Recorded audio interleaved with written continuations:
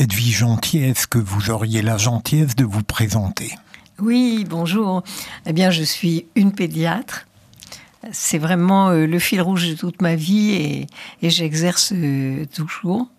Je suis une pédiatre pratiquement depuis mon enfance parce que dans mes yeux d'enfant, déjà, j'ai observé le comportement des adultes avec les enfants. Et très vite, je les ai trouvés souvent absurdes, décalés par rapport aux véritables besoins des enfants. Je l'ai analysé très petite, je l'ai analysé dans ma famille, je l'ai analysé dans les lieux de vie où m'emmenaient mes parents puisque j'ai grandi au milieu des rizières en Indochine. Et ensuite, au milieu des cases, au milieu des cocotiers. Donc, j'ai vu les petits Mélanésiens, les petits Asiatiques qui sont élevés d'une façon tellement différente de celle qu'apportaient mes parents, qui était vraiment l'éducation française ancienne. Et quand j'ai ressenti ce que ressentaient les enfants, j'ai eu envie de vouer ma vie à la protection des enfants. On a entendu un générique magnifique, mais un peu triste de mon point de vue. Est-ce que vous êtes très heureuse depuis que vous avez gagné votre combat contre la fessée? Ah, bien sûr, j'ai eu l'impression 9 ans de bataille contre toutes les convictions des personnes en France. Tous les parents disaient non, mais une bonne fessée, ça remet les idées en place. Il a fallu beaucoup d'insistance, tous les médias disant non, mais Edwige Gentil, une bonne fessée, on va perdre notre autorité. La fessée, c'est la Madeleine de Proust des Français, c'est la nostalgie, un parfum d'enfance, un petit mot qui paraît gentil, mais qui en fait diminue la confiance en soi des enfants, diminue leurs facultés cognitives. Et maintenant, les neurosciences ont conforté ce que moi j'ai observé. J'ai observé dès que j'étais petite, et je l'ai observé dans ma famille où nous avions une éducation, la main facilement levée, et j'en ai vu les désastres.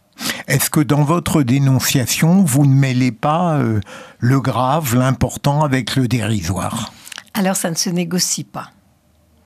Maître Philippe Pilger, je vous explique que ça ne se négocie pas. Souvent, on dit « Non, mais une petite fessée sur la couche, c'est un bébé. » Je dis « C'est ça, vous tapez les bébés déjà, vraiment, bonjour pour le message. » Après, on va me dire « Non, mais chez moi, c'était juste une tape sur la main. » Ah ben, tapez un enfant sur la main, vous allez voir qu'il vous regarde, il prend ça pour un jeu. Vous savez très bien qu'un enfant, s'il tombe de la table du salon, il se fait très mal, mais il recommence. La douleur n'empêche pas de recommencer. Pour l'enfant, c'est la découverte. Et dès qu'un enfant s'ennuie, il fait ce qu'on appelle une bêtise, on tape, mais il recommence et il vous défie et votre autorité s'écroule. Et donc, même des petites fessées, souvent les parents me disent « Non mais docteur, moi, vous savez, c'est pas souvent. » J'ai dit « D'accord, mais si vous le permettez, c'est que vous lui dites souvent « Tu vas t'en prendre une. » Alors l'enfant opine toujours du bonnet en disant « Voilà, vous avez compris. » Et donc, on n'élève pas les enfants dans la peur. C'est pas possible, ça ne les développe pas. Vous avez été, on en parlera, une politique. Est-ce que vous n'avez pas l'impression de favoriser une tendance de la modernité à s'occuper de l'intimité des gens au lieu de les laisser vivre? Oui, c'est un argument qu'on a beaucoup invoqué, mais on l'a invoqué aussi dans la violence faite aux femmes. On rentrait dans la vie privée, c'était l'affaire du couple, et on n'avait pas à s'en mêler. On voit ce que ça donne, n'est-ce pas? Et pour les enfants, il faut savoir que un enfant sur 5 meurt sous les coups de ses parents. Un enfant, tous les 5 jours. Un enfant, tous les 5 jours, meurt sous les coups de ses parents. Donc, ce n'est pas acceptable. Et même, c'est un chiffre minimum, parce que figurez-vous qu'on ne les recense pas. Les recensements sont très flous. On méprise, on néglige, on appelle ça les oubliés de la République. Les enfants qui meurent, soi-disant d'accident, soi-disant d'étouffement, soi-disant de mort subite, et qui, en fait, sont morts de maltraitance. Et souvent, au prétexte d'une petite fessée. Donc, on ne peut pas dire c'est la vie privée. Ce sont des petits citoyens. Si on les abîme, on abîme un petit citoyen, un futur citoyen. Dans la vie, Edwige Antier, je ne parle pas que des enfants. Peut-on à la fois aimer et se tromper ? On ne fait que ça. Quand on aime, forcément, on se trompe parce qu'on marche à l'affectivité. Alors que l'enfant, lui, il a besoin d'être protégé. Donc moi, je dis, le problème, c'est pas aimer son enfant. Bien sûr, tout parent aime son enfant, mais c'est le respecter dans ses besoins. Et donc, ma vocation de pédiatre, que ce soit lors d'une consultation, lorsque j'écris, lorsque je parle, c'est d'apprendre aux parents les besoins des enfants. Le problème, c'est que nous ne comprenons pas les besoins. Et je vous donne un exemple. Aujourd'hui, dans les valises de naissance, notre incompréhension s'aggrave. Dans les valises de naissance pour la maternité, on demande de mettre une sucette, une tétine. Comme si on voulait bâillonner l'enfant. Dès la naissance, il ne faut pas qu'il nous dérange, vous voyez. Et ce n'est absolument pas admissible. Parce qu'un enfant, il faut écouter ses ses areux, ses échanges qu'il va dire par la bouche. On est obsédé de les régler. La première question qu'on va me dire, docteur, il a 2 jours. Hein. Quand est-ce qu'il va faire ses nuits ? Tout de suite s'en débarrasser, mettre la tétine. Les parents croient bien faire. Mais vous voyez, l'UNICEF donne un label hôpital ami des bébés aux maternités qui respectent les 10 principes favorisant l'allaitement maternel. Dans ces 10 principes, il y a de ne pas mettre de tétine. Résultat, les maternités françaises n'ont pas le label, alors que toutes les Scandinaves, les Allemandes et les États-Unis ont le label. On ne met pas la tétine comme ça à la naissance et on ne laisse pas attendre un enfant qui veut du lait, que ce soit au sein ou au biberon. Mais on est obsédé dans notre France de faire taire l'enfant. Après la tétine, ça sera la tablette. Vous voyez ? Et ça, c'est une régression. Alors que Dolto disait le bébé est une personne et demandait qu'on l'écoute. Seriez-vous une inconditionnelle de Dolto dont les propos ont été rapportés récemment et qui ne brillent pas tout de même par une forme de lucidité professionnelle ? C'est ça. Votre question est très intéressante. J'ai vraiment mûri comme pédiatre en même temps que j'étais pédiatre, j'ai toujours voulu comprendre l'âme enfantine et la pensée enfantine. Donc même bien avant Dolto, déjà j'ai travaillé avec Michel Soulet, un grand pédopsychiatre, et ensuite avec le professeur Serge Lebovici. Mais j'ai donc aussi beaucoup écouté Dolto. Et franchement, elle disait des vérités avec une façon, elle était vraiment le porte-parole des enfants.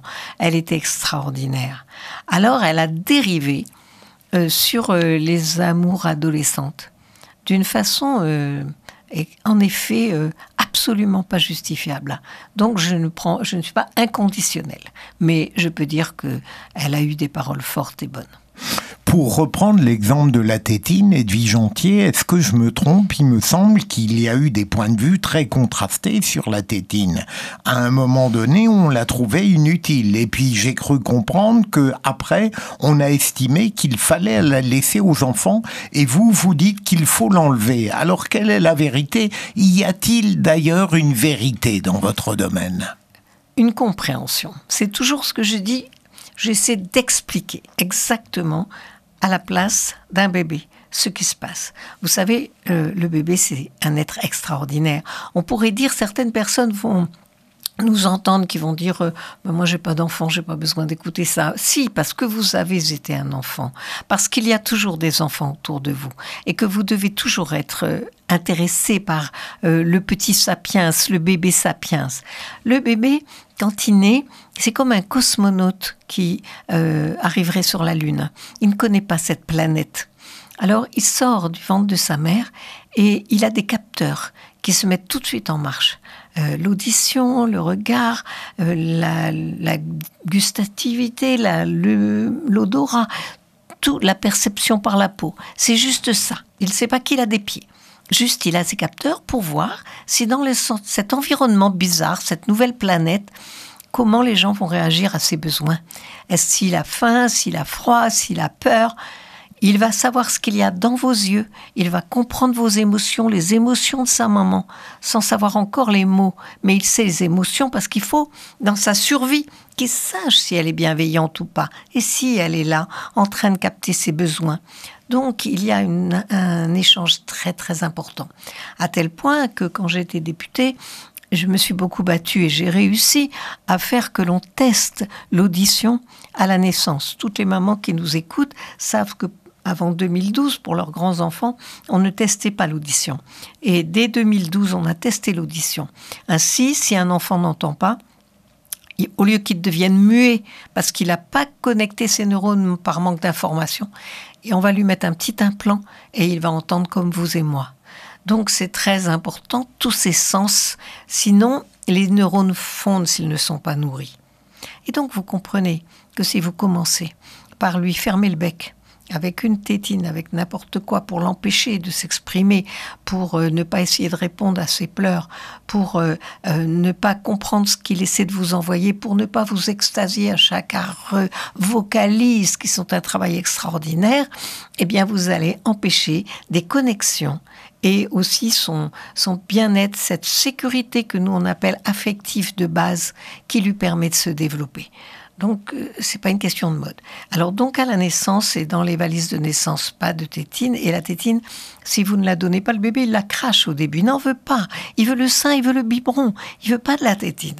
Mais comme on veut mettre des heures, qu'on est persuadé que le lait, il faut pas qu'il y en ait trop, pas du tout, il sait s'arrêter. Eh bien, à cause de ça, il va nous arriver deux phénomènes.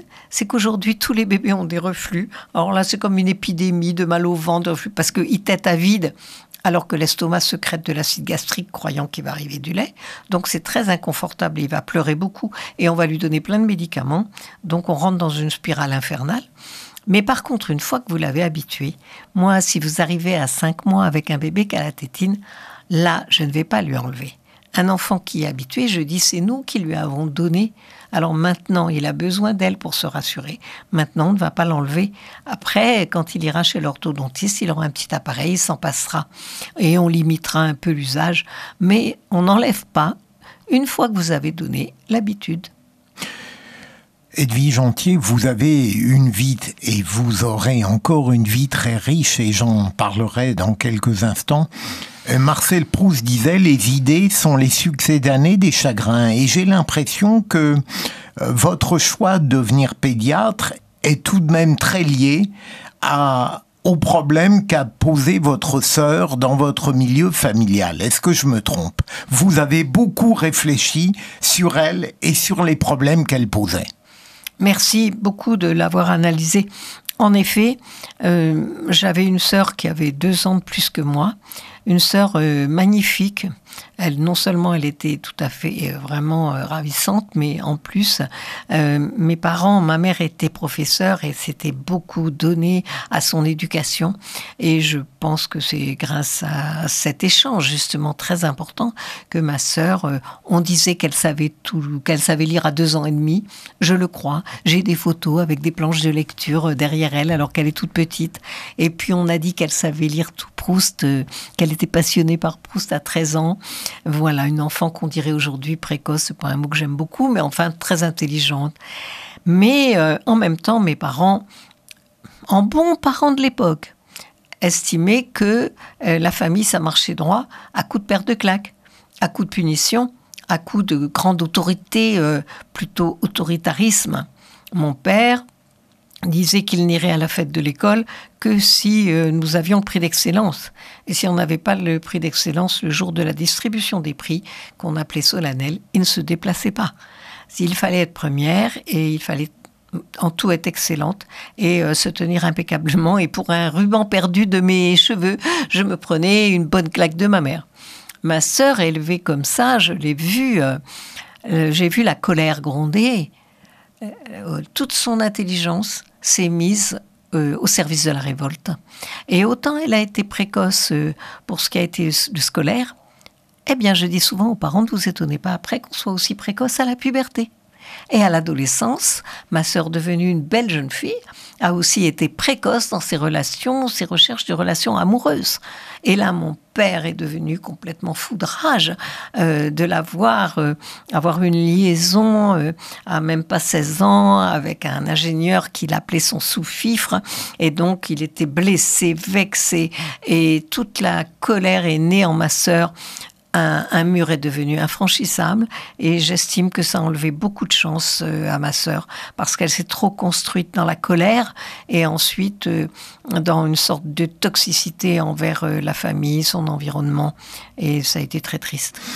Mais est-ce que vous excluez véritablement que les problèmes ne résultent pas forcément d'une mauvaise éducation, mais d'une forme de petite étincelle de malfaisance qui peut exister chez une jeune fille ou chez un jeune homme, même dans la précocité de l'âge? Ah, ça, c'est très intéressant parce que, en fait, vous savez, aujourd'hui, on a montré que les gènes dans un chromosome, parce qu'on dirait donc c'est génétique. Elle avait une sorte de perversité génétique peut-être, et elle était tellement insupportable que mes parents ne pouvaient pas faire autrement. C'est souvent ce qu'on dit. Non, mais vous savez, quand on tombe sur... Bon, un gène, dans un chromosome, il y a 18% des gènes, maximum, c'est entre 12 et 18, qui sont consacrés à transmettre vos caractères héréditaires.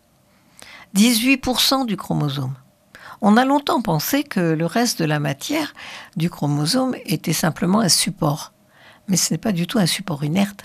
Ce sont des bases qui servent à activer ou à inactiver vos gènes.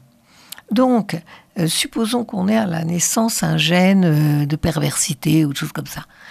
Selon la façon dont l'environnement va réagir, et donc l'environnement affectif, éducatif va réagir, eh bien ce gène sera activé, optimisé, ou au contraire diminué dans son action.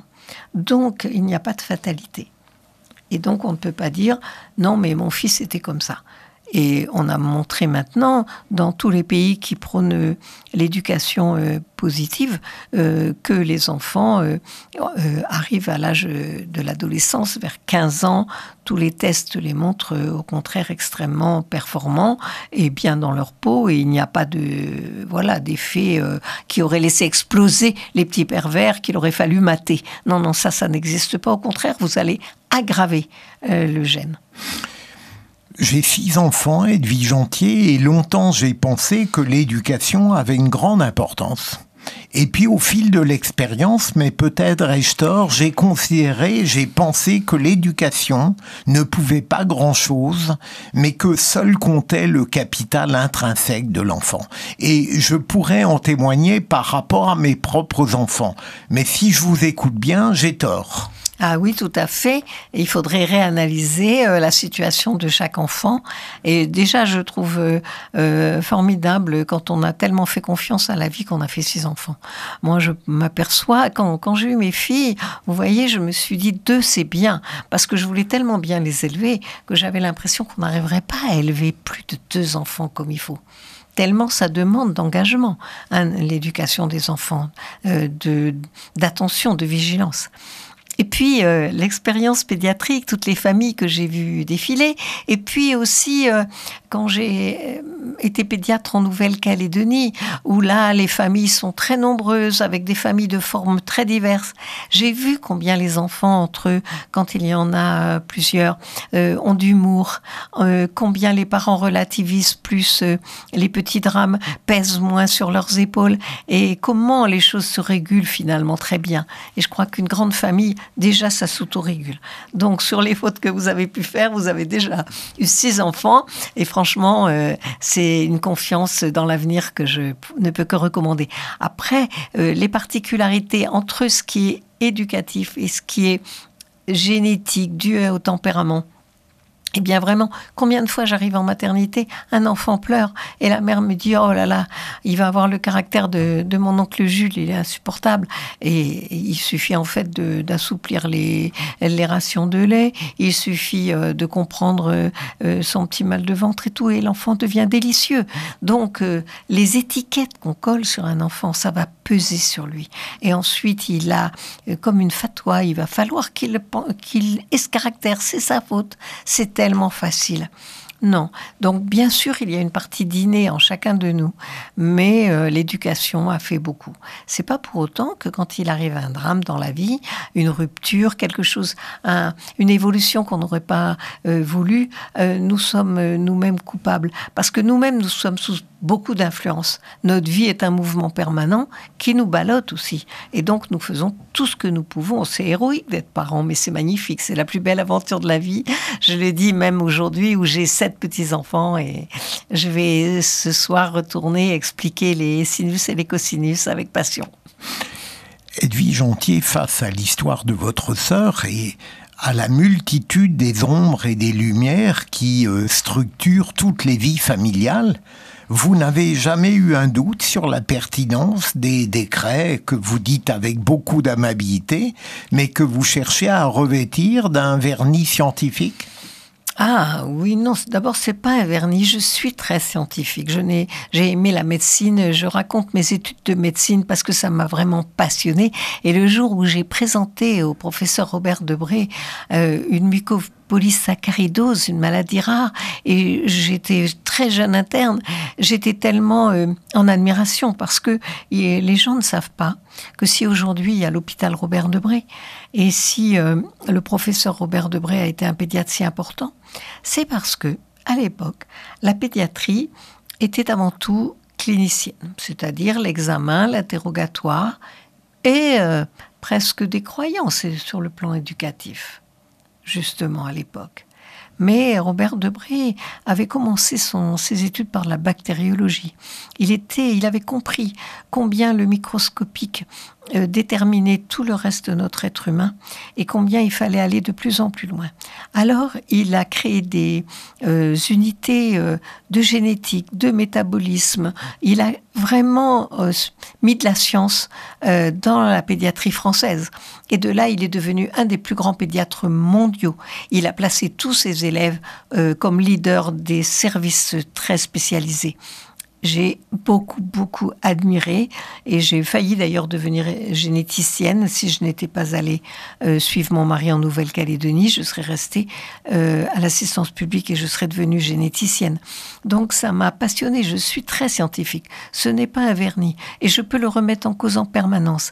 Mais aujourd'hui, les neurosciences, avec l'imagerie médicale, on a des moyens d'études de plus en plus approfondis qui montrent les hormones du stress, adrénaline, cortisol, qui sont sécrétés quand vous élevez un enfant dans la peur et quand vous le convainquez qu'il est fautif, il est nul, au lieu de le positiver, de l'encourager.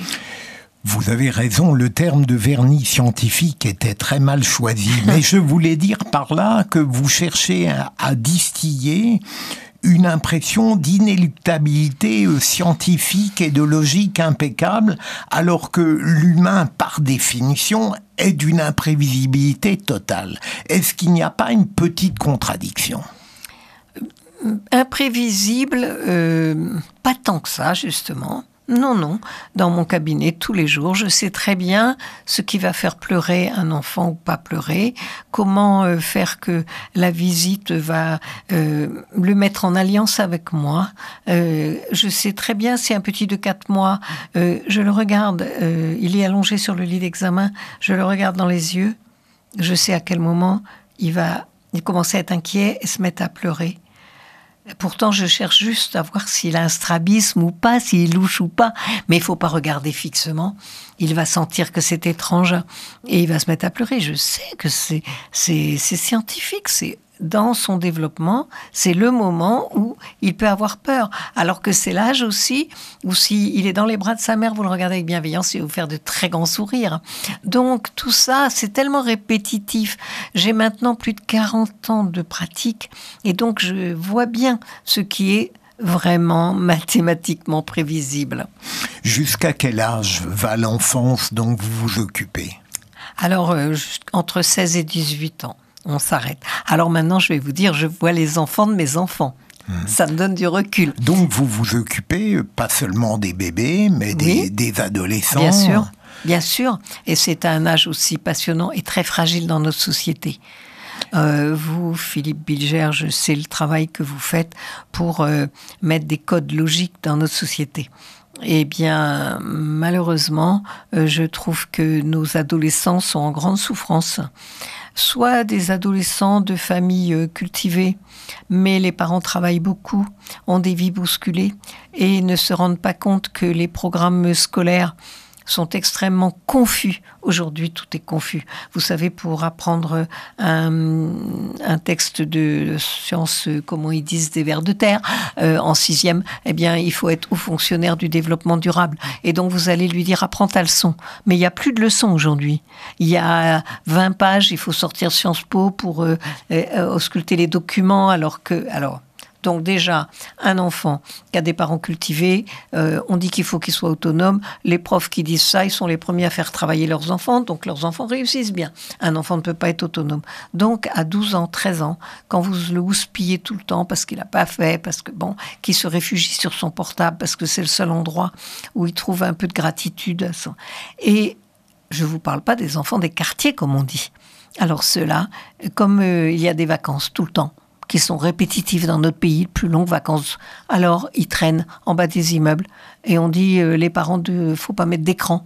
Mais comment ? Tout le monde est sur écran puisque tout le monde s'ennuie, tout le monde est laissé à lui-même. Et moi, j'ai une grande colère. Vous savez, les adolescents, on est en train de prendre un très mauvais chemin parce qu'on n'a pas assez de présence avec eux. Les parents travaillent tard, rentrent tard, on croit qu'ils sont autonomes, on divorce, ils se baladent avec la valise à roulettes d'un parent à l'autre, des conflits à l'autre. Mais comment voulez-vous grandir sereinement ? Le ressort fondamental de votre approche, de la naissance à 18 ans par exemple, au fond, c'est de la psychologie ou est-ce qu'il entre beaucoup d'examens physiologiques et physiques ? Beaucoup d'examens physiologiques et physiques. Quand j'ai imposé ainsi qu'on dépiste la surdité à la naissance, c'est parce que tout commence par l'audition. Bien voir, bien entendre, bien grandir, avoir ces hormones qui se développent dans un calendrier correct. Il faut déjà que la machine, que la voiture, elle ait une très bonne carcasse.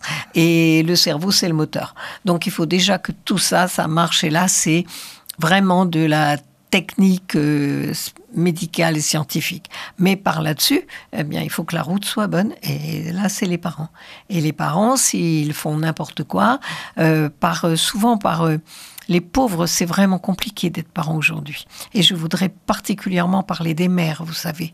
Je dis que les mères, on les traite de fusionnelles, de possessives, alors qu'en fait, la plupart des mères, mais la très très très grande majorité des mères, sentent, on appelle ça l'accordage.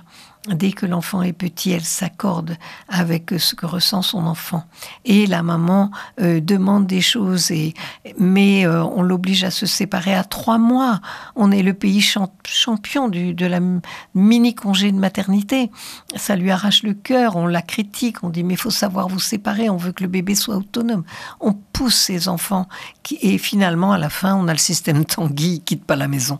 On a fait tout trop tôt. Les papas essaient de s'y mettre. Mais comme au bureau, on leur dit « Oh mon pauvre, il se réveille la nuit, t'es mal parti, il faut le laisser pleurer. » On ne laisse jamais pleurer un enfant gratuitement, vous savez. Il ne faut pas laisser le chagrin. Est-ce qu'en entreprise, on laisserait un adulte pleurer ? Non, on irait le voir. Eh bien, il faut laisser pleurer les enfants. C'est très malsain. Alors que de temps en temps, on ne puisse pas faire autrement, parce qu'on n'est pas des robots. Mais il ne faut pas dire que de pleurer éduque. Non. Pleurer, au contraire, ça donne de mauvaises connexions dans le cerveau. C'est pas bon, et je vous parle scientifiquement. Donc, il ne faut pas laisser les enfants pleurer. Il faut comprendre. Mais on n'a pas le temps. On est fatigué. Et les mamans, très fatiguées, les couples se séparent, s'envoient des scuds, parlent mal les uns des autres, alors qu'ils pourraient au moins rester amis. Mais c'est compliqué, on s'est fait mal. Moi-même, je raconte que j'ai eu une vie conjugale bousculée. Parce que c'est très difficile. Dans les dernières pages de votre très beau livre, Edwige Oui. Antier, vous philosophez, vous théorisez sur votre conception du rapport à l'enfant. Au fond, et je ne veux pas être provocateur, il ne s'agit en aucun cas chez vous de faire de l'enfant un roi dans le mauvais sens du terme. Mais il me semble tout de même que vous le constituez comme un roi parce que tout doit dépendre de lui. C'est lui qu'on doit écouter, c'est lui qui doit gouverner les parents, c'est de lui dont on doit faire seulement attention. Est-ce que je me trompe ? Oui. Mais c'est très très bien que vous donniez ce ressenti. Parce qu'aujourd'hui, il y a tout un discours sur l'enfant roi qui fait beaucoup de mal aux enfants. Et figurez-vous que je pense que si la natalité s'était remontée, c'était grâce au discours de Dolto, qui disait le bébé est une personne, et qui du coup avait intéressé même les pères au bébé. Tout le monde s'est intéressé, et on a eu envie de faire des bébés. C'est pas seulement les allocations, vous voyez, c'est aussi le climat. Et aujourd'hui, les titres au moment des vacances, c'est comment se débarrasser de votre enfant. Comment supporter vos enfants? Attention, l'enfant tyran, l'enfant roi, et la natalité baisse. On a peur de nos enfants. Mais non. Alors bien sûr que je dis qu'il faut se dédier à eux. Ce sont des êtres faibles, des êtres qui sont entièrement dépendants de nous, des êtres qui se construisent et des êtres qui vont représenter votre avenir. Parce que vous savez, moi qui ai une longue vie, eh bien, il n'y a rien de plus beau quand on vieillit que de voir nos enfants et nos petits-enfants grandir et de transmettre encore. C'est quand même la vocation de l'être humain. C'est pas forcément au sacrifice de notre vie. Je ne me considère pas du tout comme une femme qui s'est sacrifiée. Mon livre raconte que j'ai eu une vie de femme, une vie de femme avec une vocation. Alors évidemment, c'est difficile pour les hommes, je le montre, parce que les hommes, c'est compliqué. Comme me disait mon troisième, parce que j'ai eu plusieurs maris, il s'appelait Regard et il disait Regard, ça s'écrit A-N-T-I-E-R.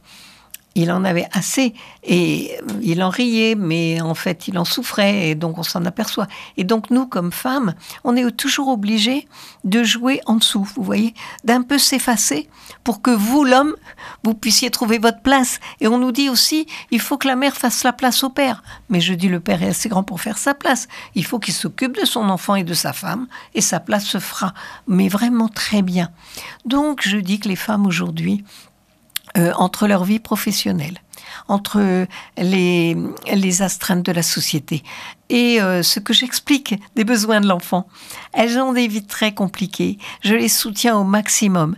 Et je voudrais, et là je vous parle à vous en tant que grand juriste, je voudrais que l'autorité parentale soit retirée aux hommes qui tuent leurs femmes et même dès que la violence est avérée juridiquement, qui perdent leur autorité parentale. Un homme violent avec sa femme ne peut pas être un bon père. Donc j'estime que si on leur disait que lorsqu'ils sont violents et que c'est avéré, on retire l'autorité, perd l'autorité parentale, on aurait, à mon avis, beaucoup moins de violence. Ça calmerait. Parce que beaucoup d'hommes qui frappent leur femme, qui les veulent la soumettre, lui disent de toute façon, si tu t'en vas, eh bien, je demanderai la garde alternée, voire la résidence principale, parce que moi, j'ai les moyens d'élever les enfants. Et donc, les femmes subissent, par peur, de soumettre cette difficulté à leur enfant. Et donc, ça, c'est très important, et je vous soumets ce projet.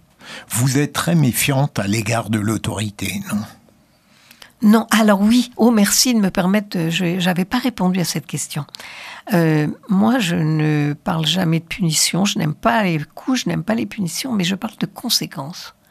Au contraire. Et il faut absolument l'autorité, elle va être spontanée, légitime, naturelle, si vous êtes cohérent vous-même. Mais souvent, les adultes ne sont pas cohérents. Ils interdisent quelque chose, ils le permettent 2 minutes après, en même temps, ils tapent sur l'enfant, ils hurlent dessus. C'est cette incohérence qui vous fait perdre l'autorité. Mais si vous êtes cohérent, si vous dites il ne veut pas s'habiller, eh bien, c'est pas grave. On peut ne pas s'habiller, on aura froid, ou on va à l'école en pyjama. Ça m'est arrivé d'emmener une de mes filles en pyjama dans la voiture. Elle n'avait pas envie de s'habiller, la petite. C'est vrai que c'est pas drôle de s'habiller à 85 ans. Ben, je l'ai emmenée en pyjama. Quand elle est arrivée à l'école, elle m'a dit « Maman, mes affaires !» J'ai dit « Oui, on s'habille vite !» Et le lendemain, c'était fini. Mais c'est juste que je lui ai montré la conséquence. Donc, non, l'autorité, elle est royale. J'ai élevé mes filles toutes seules et je les vois tous les jours. Je les adore. Elles ont fait de très grandes études. Elles sont mamans, tout va bien. Mais j'ai toujours eu une autorité, pas l'autorité d'en haut, les conséquences, la logique. Vraiment, parents, adultes, soyez logiques avec les enfants. Les vertus que vous prodiguez, Edwige Jantier, dans votre vie professionnelle, on parlera de la vie politique tout à l'heure.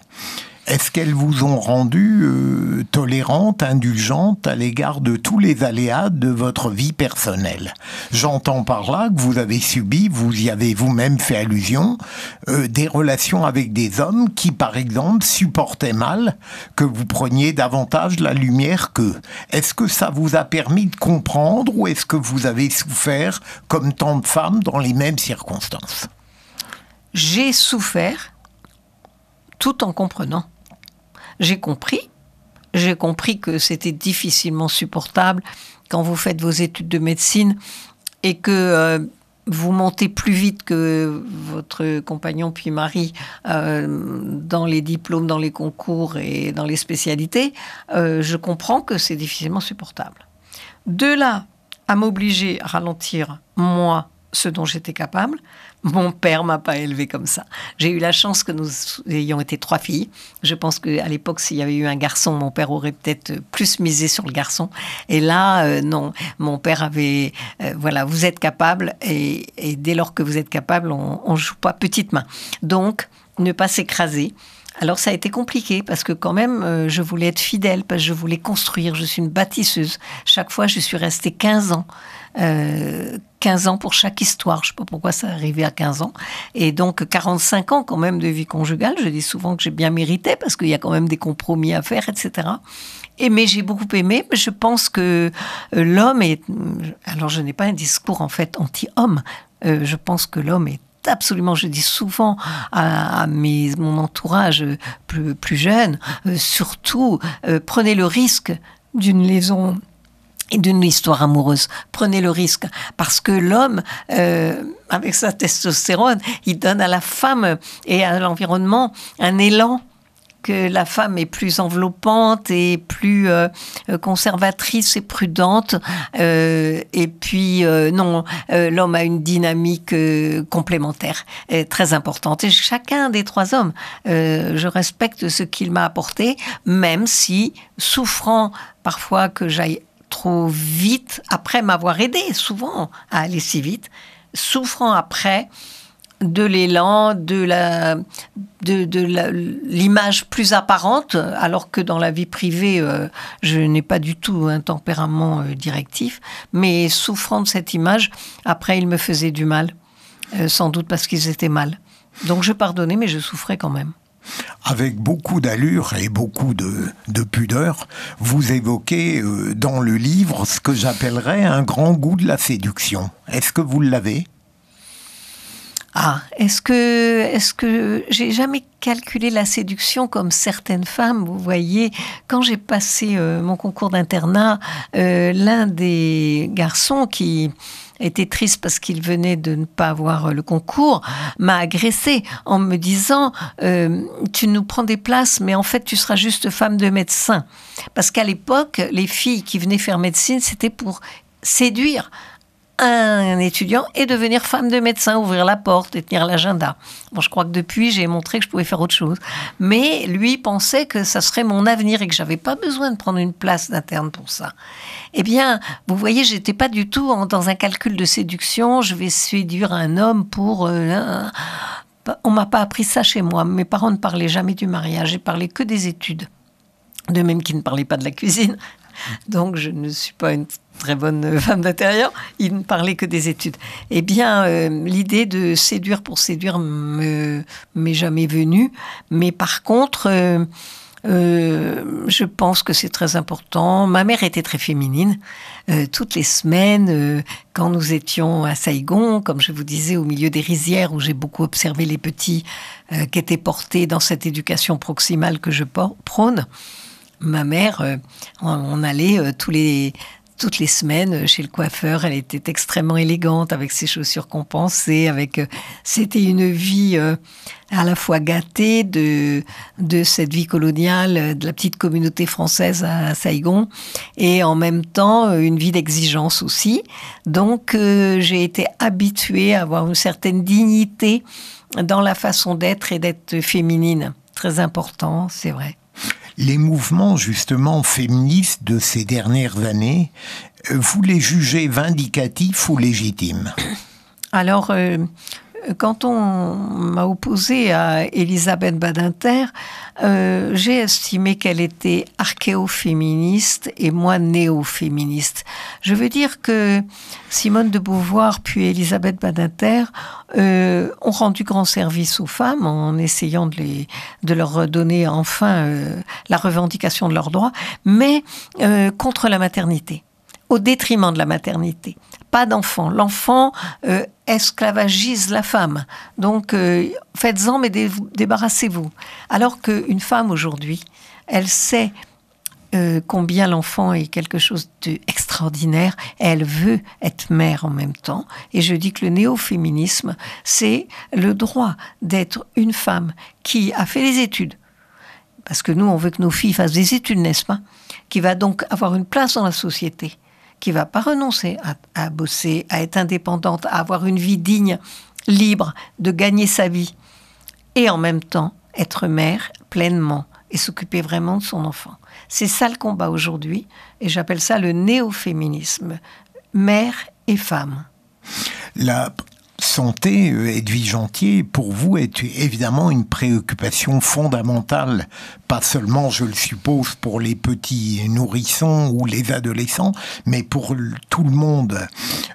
Et donc, je ne peux pas m'empêcher de poser à la femme politique que vous avez été, qu'est-ce que vous feriez sur le plan de la politique de la santé aujourd'hui, alors qu'il y a une très vive contestation qui existe dans ce domaine-là?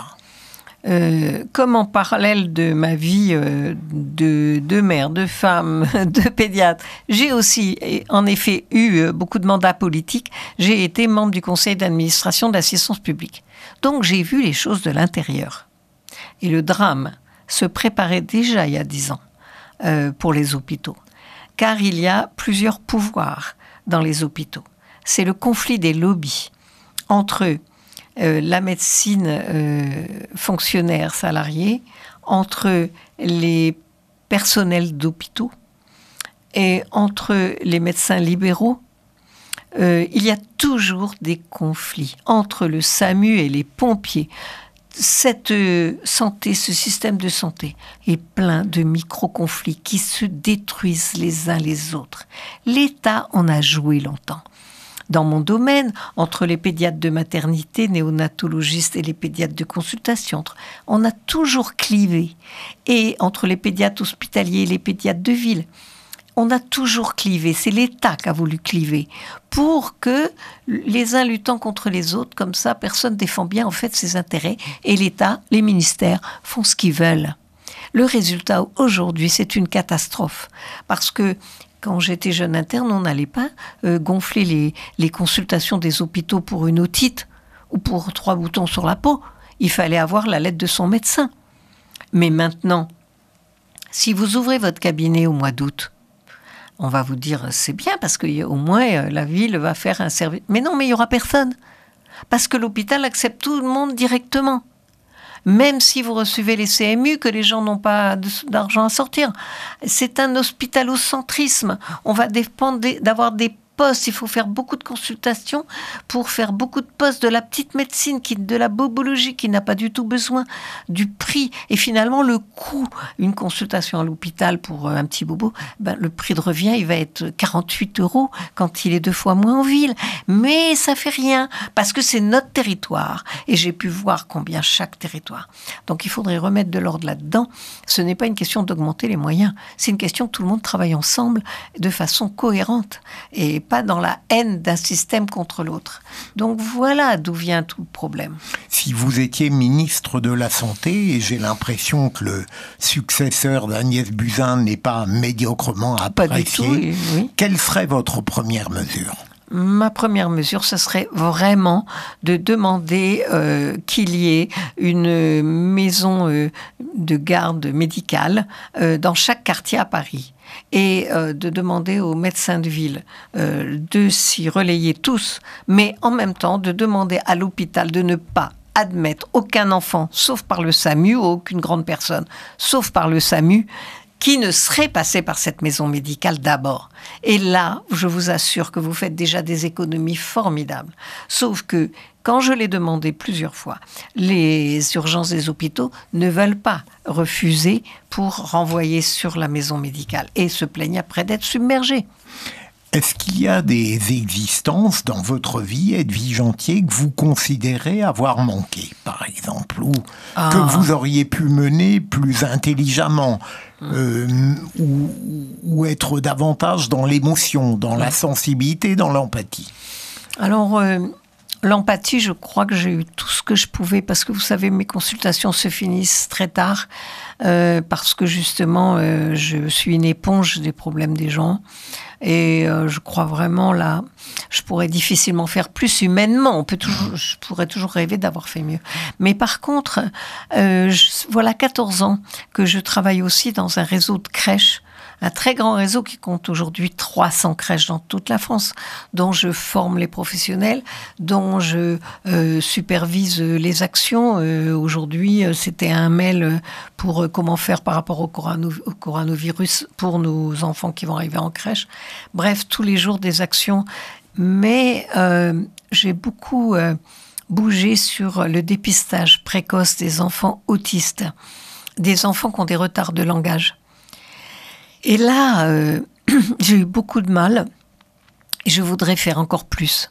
Et c'est vraiment, j'espère, y concourir. Mais vous voyez, il y a des règlements, des formations de ces professionnels qui sont assez héroïques, parce que s'occuper de jeunes enfants toute la journée, c'est quelque chose, c'est un don de soi que beaucoup ne veulent pas faire. Eh bien, ces professionnels mériteraient d'être mieux formés pour les tout petits, pour faciliter la parole. Aujourd'hui, vous qui êtes un maître de la parole, franchement, Philippe Belgère, quand je vous écoute, quand vous êtes tellement orateur, c'est tellement, vous maniez le verbe d'une façon extraordinaire. C'est très important pour un tout petit. Je voudrais bien savoir comment était votre maman. Parce que pour moi, quand on a un orateur comme ça vient de l'enfance, de la toute petite enfance, des premiers mois, des premières années. Et donc, quand l'enfant est porté, quand on lui parle, quand il grandit entouré de mots bien posés, bien dits, quand on lui raconte des histoires, beaucoup d'histoires, eh bien, tout rentre dans son cerveau. Et ça, on le fait pas assez. Et pour les enfants qui ont des blocages de langage, des retards de langage qui font partie de ce qu'on appelle les troubles autistiques. Les dépister très tôt, les stimuler très tôt, potentialisent leur développement, minimisent leur handicap éventuel. Or, les parents, dans leur grande douleur, quand ils pressentent ça, ils rentrent dans le déni et ils retardent le diagnostic. Les médecins ne savent pas bien faire parce que l'État ne s'est pas assez mobilisé. Et ça, c'est mon combat de demain. Que pensez-vous de la vie politique d'aujourd'hui, Edwige Antier ? Moi, je pense que c'était très important de donner un coup de balai. Parce que franchement, la vieille politique, comme j'ai souvent dit, une liste paritaire, ça veut dire autant d'hommes que femmes. Alors soyons sérieux. D'abord un homme, pour être sérieux. Et puis après la femme, 2. Après un homme, après la maîtresse, 2. Après un homme, après la collaboratrice, 2. Après un homme, après la fille, 2. Vous pouvez faire toute la liste comme ça. Et quant au sénatorial, il y avait peut-être que 2 places. Alors on fait 2 listes pour mettre 2 hommes en tête de liste, parce que comme ça, les 2 hommes seront sénateurs. Donc ce mode-là de fonctionnement, c'était plus possible. Il y avait une sorte de baronat qui s'était installé et qui empêchait toute évolution. Donc je pense qu'il a fallu quand même bousculer ça et que ça a fait du bien. Après, oui, je ne comprends pas très bien pourquoi les choses arrivent aussi impréparées, pourquoi on n'a pas pu mieux convaincre quand on veut vraiment amener un projet de loi. Mais bon, je les trouve quand même assez méritants. Ils ont voulu renouveler beaucoup de choses. J'ai beaucoup de tendresse pour ces hommes politiques qui sont dans la transparence de tout le monde, autant dire transpercés. Pour moi, transparence, c'est transpercé. Ils sont transpercés. Vous trouvez qu'il n'y a aucune richesse démocratique dans la transparence ? Oui, c'est nécessaire quand même, bien sûr, de pouvoir clarifier ce que fait chacun pour vérifier qu'il est honorable et honnête. C'est très important. Mais je trouve qu'on s'en sert. En fait, c'est un outil pour tuer l'autre. Je pense que dans tous les tiroirs de la République, il y a plein de fautes que chacun a fait, mais qu'on ouvre le tiroir quand on veut, juste dans une campagne électorale pour transpercer l'autre. Donc, si la transparence était égale pour tout le monde, était constante avec des règles bien définies, ça serait vraiment bien. Mais là, on n'a pas de règles bien définies et puis au dernier moment, on sort le coup d'épée. Dans cet entretien, Edwige Antier, vous m'apparaissez comme une femme aimable, affable, mesurée, équilibrée, modérée. Est-ce que elle est toujours comme ça, Edwige Antier, ou est-ce que j'ai la chance de bénéficier d'une sorte de miracle de l'instant ? Merci beaucoup. Mais oui, je ne lève pas la main jamais et je n'ai pas de colère même. En tout cas, je les exprime pas. Je pense que c'est la moindre des politesses vis-à-vis de l'autre de ne pas crier.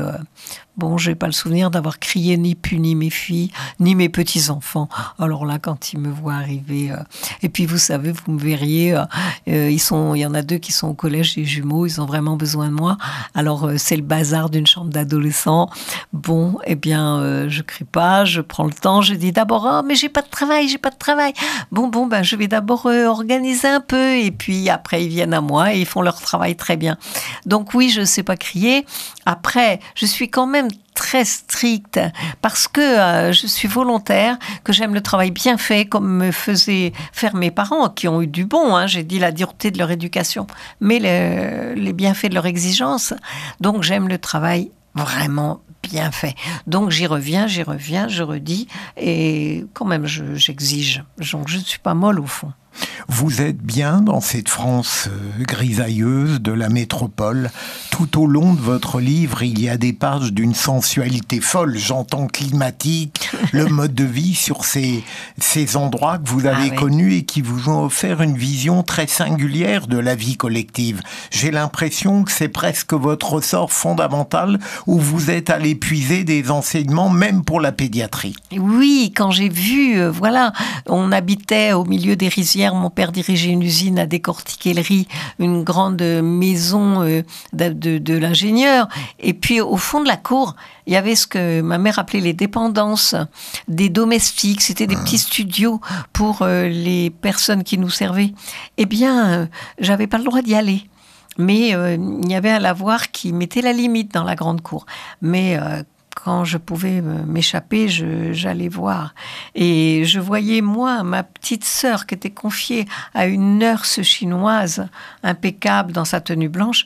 Et puis, au fond, les petits-enfants qui étaient bercés, qui étaient, voyez, la machine à coudre Singer avec le hamac qui berce, et puis toujours portés à la hanche, et puis emmenés sur les rizières avec la grand-mère. Et je me disais, mais eux, on répond à leurs besoins, ils sont gais, ils me voyaient avec des yeux. Et ceux de ma petite sœur étaient beaucoup plus éteints et résignés parce que trop de rigidité. Pareil quand j'ai été chez les Kanaks, mais vous savez, les Mélanésiens, ils ont une forme de sagesse et ils forment des petits-enfants, mais tellement heureux et tout à fait autonomes. Alors, en regardant ça, j'ai compris beaucoup de choses. J'ai été vice-présidente de l'Assemblée territoriale en Nouvelle-Calédonie parce que dans mon énergie un peu inconsciente, je me suis présentée aux élections là-bas et j'ai été élue contre toute attente. Eh bien, j'ai vu les problèmes de santé. J'ai réussi à faire qu'il y ait un hôpital territorial pour tous, alors que la médecine était clivée. Et donc, tout ça, oui, vous avez raison, je pense que ça a mis beaucoup de soleil dans mon cœur, que j'ai toujours la nostalgie de ces pays. Et pour tout vous dire, mon livre est parti là-bas, il se peut bien que je fasse une émission avec eux. C'est pas une vision un peu rousseauiste de la vie, non, tout ça? Ah non, parce que je pense que Rousseau avait compris des choses.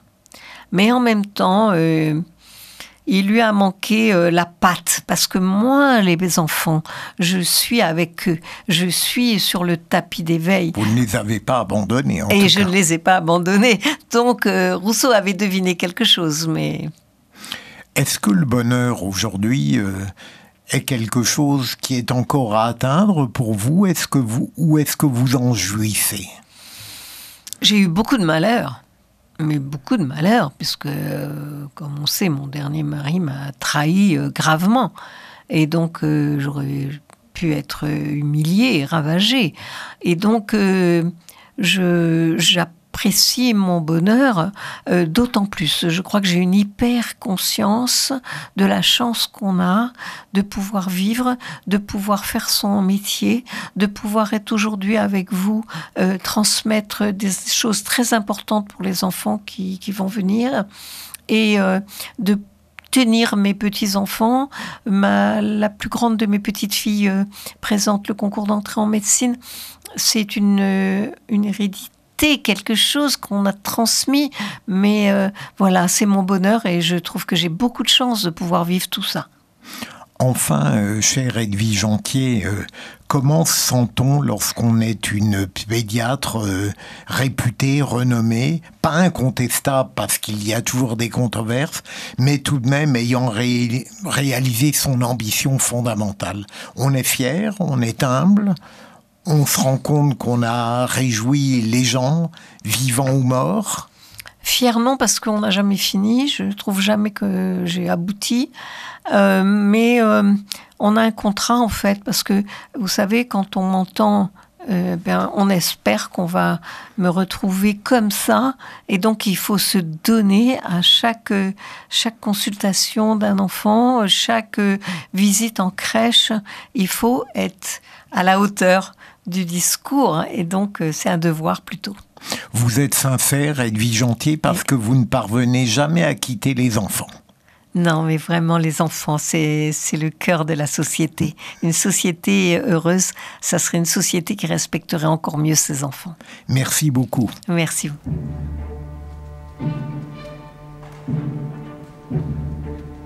Nossa